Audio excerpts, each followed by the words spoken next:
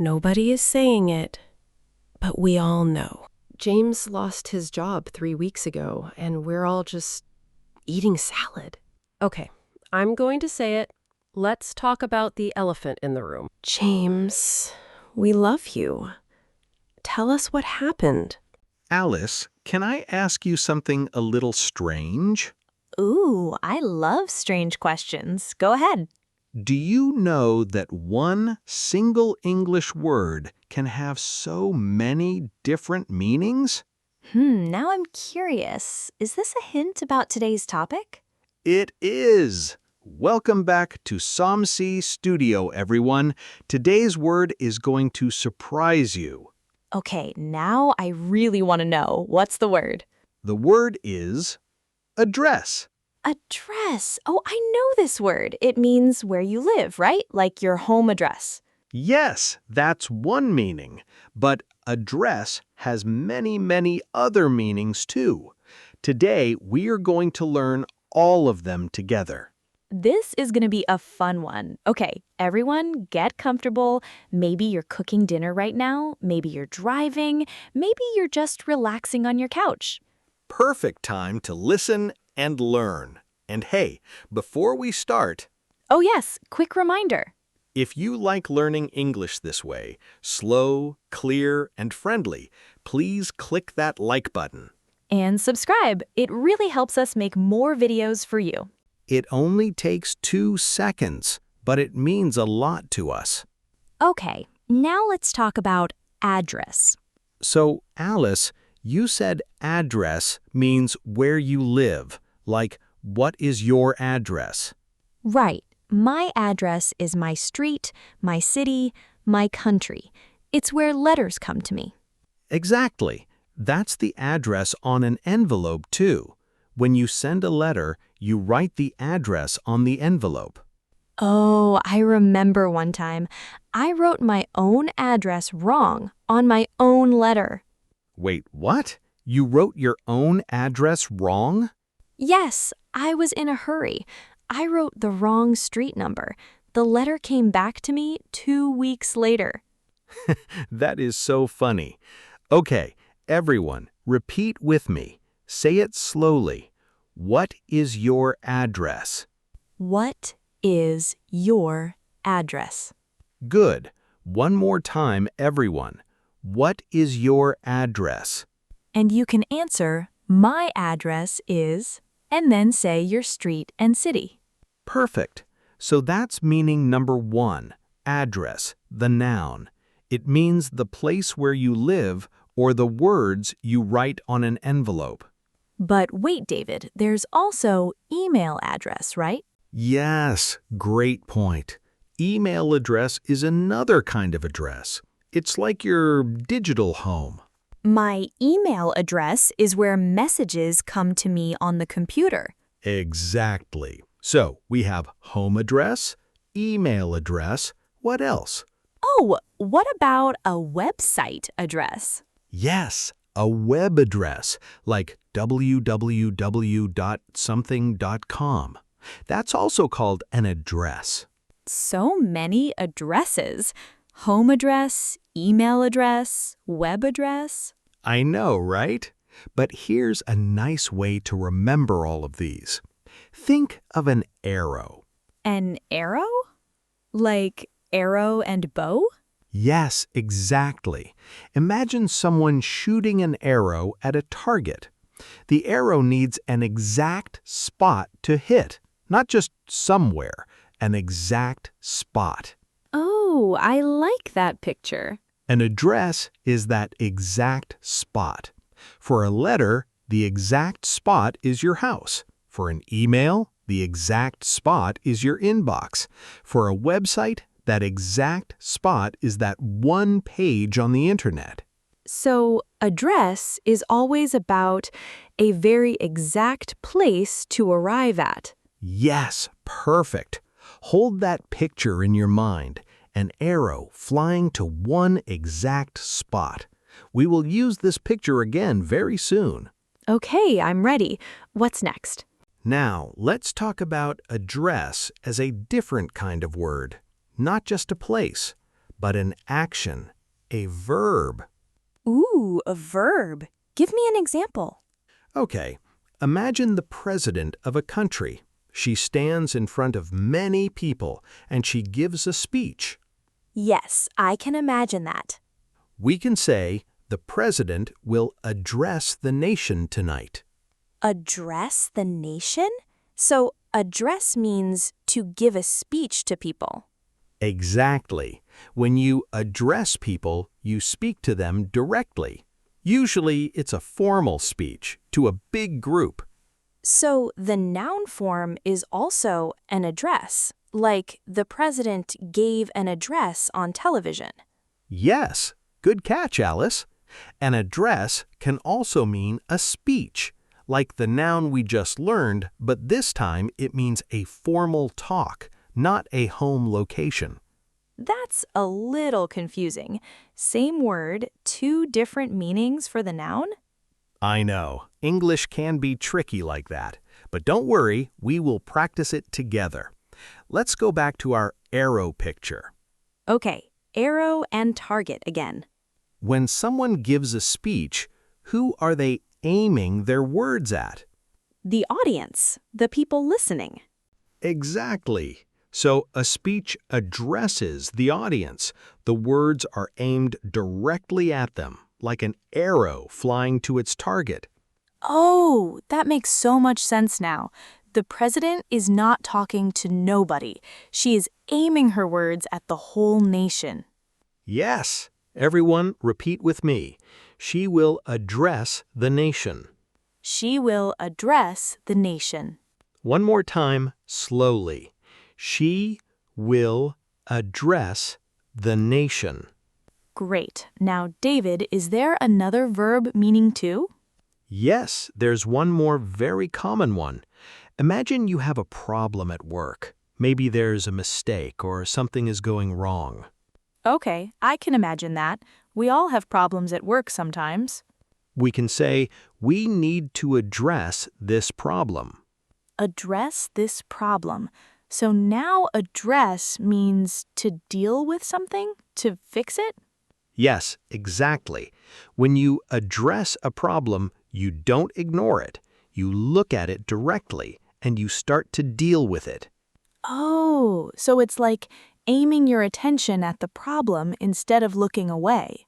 Yes, same arrow picture again. Instead of avoiding the problem, you aim straight at it. You face it. I like this. Let's practice. Repeat with me. We need to address this problem. We need to address this problem. One more time, everyone. We need to address this problem. Perfect. So now we have 3 meanings of address already. Let me try to remember.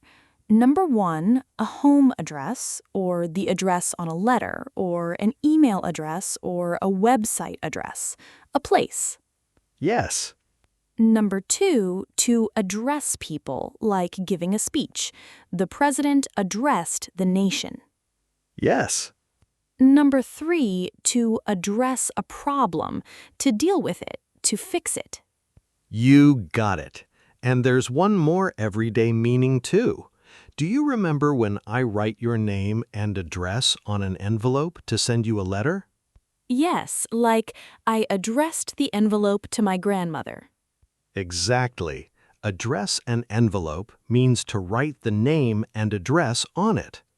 So that's a small extra use of the same verb. To address an envelope means to write the destination on it.